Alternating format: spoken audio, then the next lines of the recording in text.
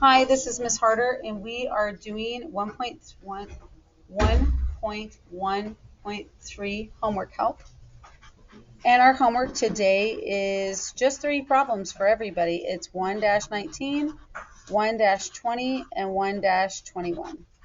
So the first problem wants to talk about using graphs to form problems. How can I graph for the rule y equals 2x plus 1 to predict the result for an input of 7? How can a graph be used to predict? So 3.5. So we're going to do 2 things for 1-19. Okay, we are actually going to do 2 things. We're going to graph it, and I'm going to graph it quickly.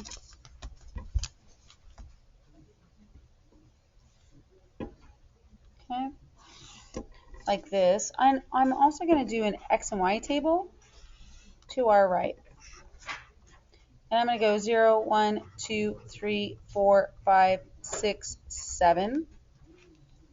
Right? So, with this one, and our equation is y equals 2x plus 1. Well, when we put in 0 to 2x times 0 plus 1 is plus 1. So when you graph it, it's going to be 1. And then when we put in 1, 2 times 1 plus 1 is going to be 2 times 1 is 2 plus 1 is y equals 3.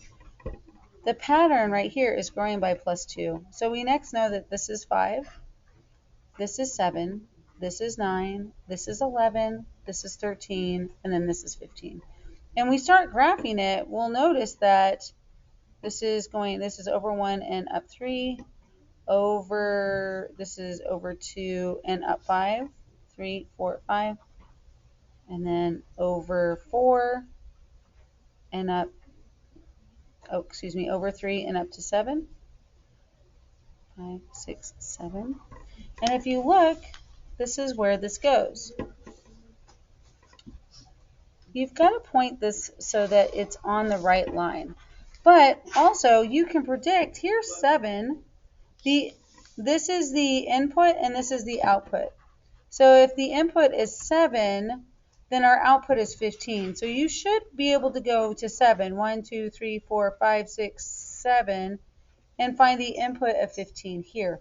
If you have an x and y table, you can see it right here. So 19a, if the input is 7, the output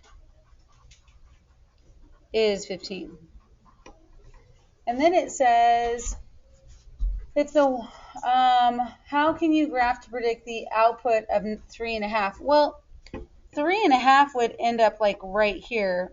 So your input would be different, and you would put it into the graph and solve for y. It would be 3.5 equals 2x plus 1.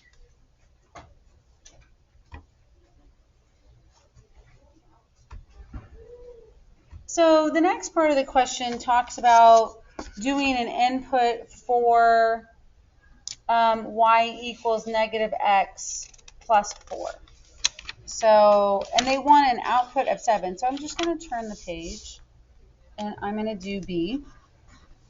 And so in this moment, you really just want an x and y table. I really like those because it shows exactly what you need to have. So I always put 0, 1, 2, 3, 4, 5, possibly 6. Well, they're looking for 7 as well. So, and our equation is negative x plus 4. Y equals negative x plus 4. So once we just start putting in negative 0, well, we can't have a negative 0. We just have the plus 4. This is going to be plus 4, right?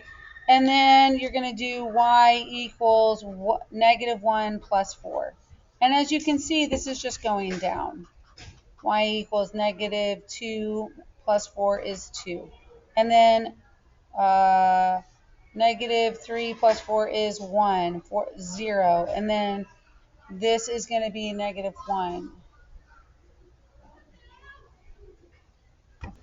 So many interruptions. So in this case, you see how much it's going up. So they want to know what's going to happen with an input of 7 or an output of 7. So it's right here. Well, what I'm going to do is I'm going to make it easy on myself.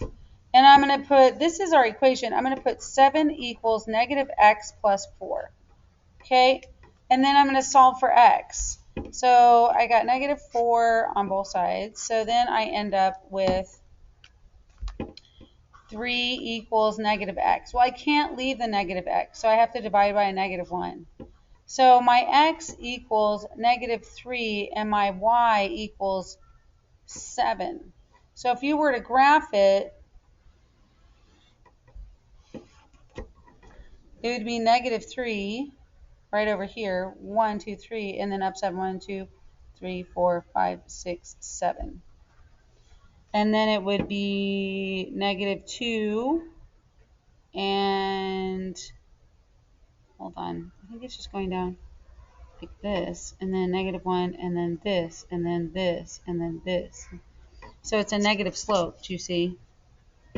La la la. So that's this one. All right. So I'll let you do C, but let's take a look at the 5D. That's really my big thing because I only went over this with 2 classes. So 1-20 looks like this. It says solve the problem below by the 5D process. And there is a lesson for it. Jabri is thinking of 3 numbers. The greatest number, okay, so he has 3. So we're going to do number 1, number 2, and number 3. And I'm going to read it twice. So Jabri is thinking of 3 numbers. The greatest number is twice as large as the smallest number. Okay? The middle number is 3 more than the least number. The sum of the 3 numbers is 75. So if you put this in the decide and the do, and then the do, okay, here's the thing. Here's the first one, and it's the smallest one. We're going to name it X.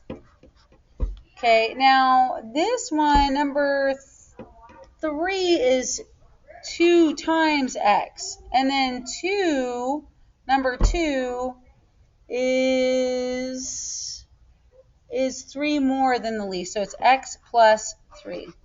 So to do the decide, you're going to do this. We're going to put in what it equals first, and it equals 75. And then we're going to list this out. So it's going to be X plus 3 plus 2X. Then I'm going to count up all my X's, and I'm going to highlight them by underlining 1, 2, 3.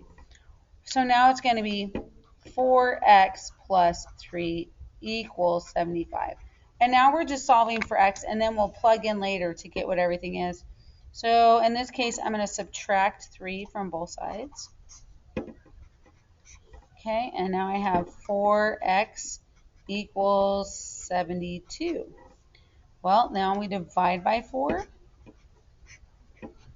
All right, X equals, 4 goes into 7 2 times. No, once.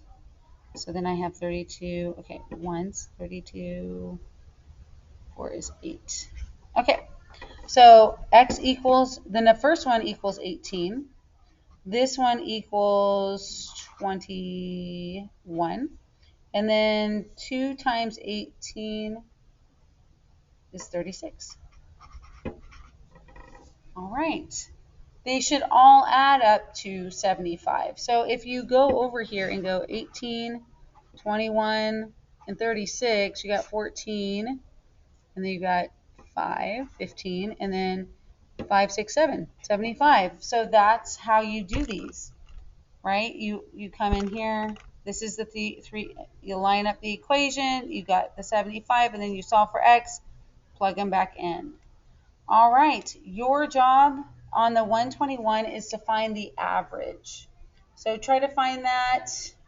And if you need more help, let me know.